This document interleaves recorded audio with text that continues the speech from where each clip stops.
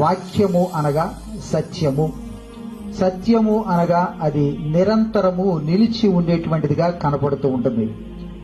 సర్వ సృష్టి యొక్క సృష్టములో ఉన్నటువంటి సమస్తములో ఒక అద్భుతము, మహిమాన్వితమైనటువంటిది, గంభీరమైనటువంటిది, ప్రకాశమానమైనటువంటిది, గొప్ప శబ్దము, గొప్ప ధ్వని, గొప్ప మాట, గొప్ప పలుకు ఏదైనా ఉన్నది అంటే దాని పేరే వాక్యము.